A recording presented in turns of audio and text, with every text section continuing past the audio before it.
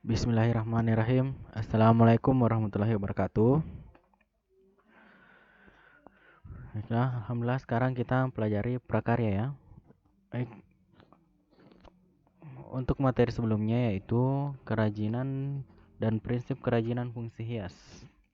Kita lanjut materi tentang produk kerajinan fungsi hias. Produk apa saja di kerajinan fungsi hias itu ada beberapa ya. Nah, nanti kita akan pelajari. Yang pertama, sebelum masuk ke materi, kita lihat dulu apa tujuan dibuatnya kerajinan fungsi hias. Oke. Tujuan dibuatnya kerajinan fungsi hias itu terdiri dari dua.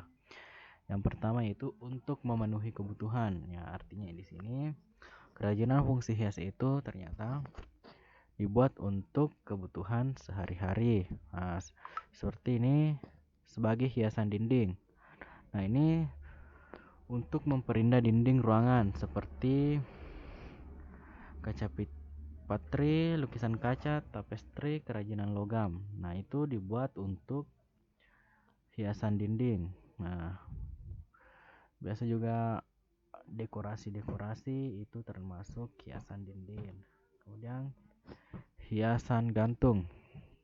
Ini untuk dekorasi untuk mempercantik dan memperindah ruangan. Nah, contohnya umbul-umbul, penjor, hiasan pintu atau jendela, hiasan langit-langit. Kalau hiasan dinding berarti ini ditempel di dinding ya. Kalau gantung berarti hiasannya digantung. Oke, seperti di langit-langit, bisa kayak umbul-umbul ta. Kemudian selanjutnya elemen estetis interior atau eksterior, ini sebagai pembatas ruangan ya. Hiasan sudut ruangan, hiasan jendela pintu. Nah, itu ini contoh-contohnya hiasan dinding. Ini ada kayak bingkai foto, hiasan gantung. Nah, ini ada contohnya. Elemen estetis. Nah, ini yang biasa dipakai di jendela. Ini ada 3 ya di bawah ini gambar contoh untuk memenuhi kebutuhan.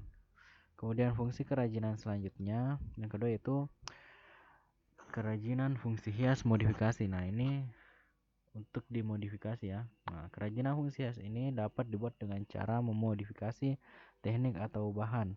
Salah satu cara dengan menambah hiasan agar terlihat lebih unik dan menarik. Nah, itu fungsi tujuan kerajinan fungsi hias untuk dimodifikasi ya. Nah, ini contoh ada potongan-potongan batik yang disusun kecil-kecil dan menjadi lukisan batik. Ini potongan-potongan batik ini disusun kecil-kecil menjadi lukisan batik. Itu contoh dari kerajinan fungsi hias modifikasi. Nah, ini contoh produk kerajinan fungsi hias. Yang pertama hiasan janur. Nah, janur biasa didengar ya. Biasa kalau pengantin ada janur. Ada istilah janur kuning. Janur sendiri dari bahasa Jawa. Daun muda dari beberapa jenis palem, terutama kelapa, anau, rumbia. Janur biasanya dipakai sejumlah suku bangsa di Indonesia, seperti pemenuhan kebutuhan sehari-hari dan sebagai penunjang acara adat. Sejak dahulu, masyarakat Indonesia sudah mengenal janur dan menggunakan janur hingga turun-temurun. Nah, itu janur itu jenis palem-paleman, terutama kelapa. Kelapa yang biasa dipakai itu tunasnya, daun muda. Enau biasa juga, rumbia. Kadang juga daun pandang itu termasuk palem-palem. Nah, ini contoh janur. Ini sebagai hiasan meja. Ini contoh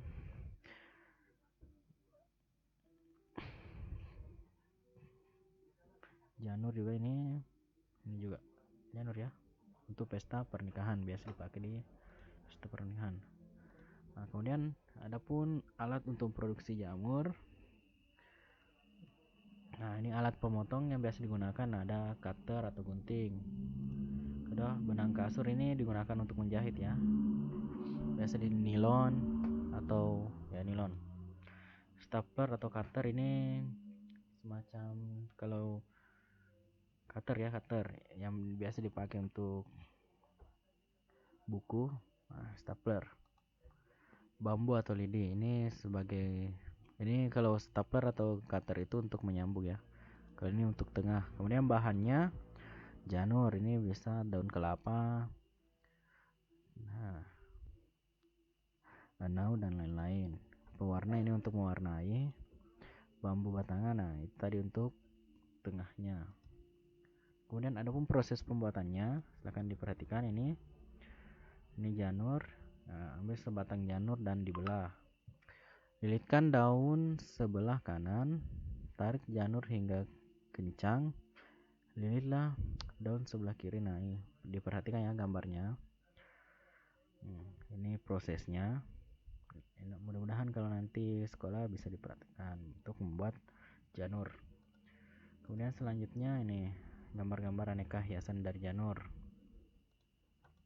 Selanjutnya hiasan lukis kaca. Nah, lukis kaca adalah jenis kerajinan yang menampilkan gaya lukisan di atas media kaca. Gaya lukisan yang sering digunakan adalah dekoratif karena lukisan dibuat dengan banyak elemen hiasan pada setiap ornamen yang digunakan. Lukisan kaca berarti melukis di atas kaca. Contohnya melukis gajah di atas awan. Nah, ini di atas kaca ya melukis. Melukis ombak di pantai. Itu hiasan. Alat pembuatan lukis kaca. Ini pena untuk melukis. Kertas desain. Nah, ini masuknya kertas desain ini kita buat dulu replika yang di kertas, kemudian dipindahkan ke kaca. Pisau kertas, nah ini untuk memotong ya. Kuas, meja, nah itu meja itu sebagai alasnya ya. Kuas untuk cat nanti.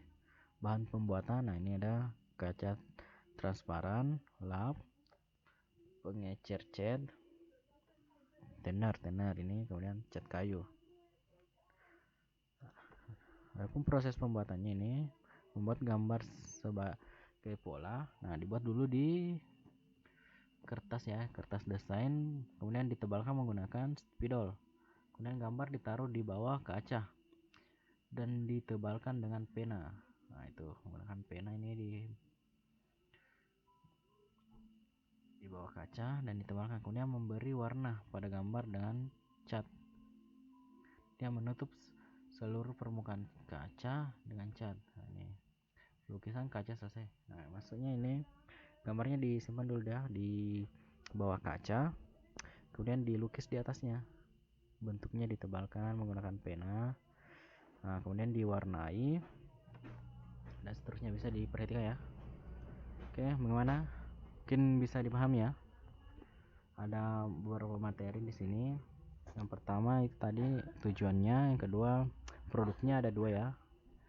Ada hiasan janur, ada hiasan lukis kaca. Oke, silahkan dicatat. Kemudian tugasnya silahkan dikerjakan. Jelaskan tujuan kerajinan fungsi hias dan beri contohnya. Yang kedua, jelaskan proses pembuatan hiasan janur.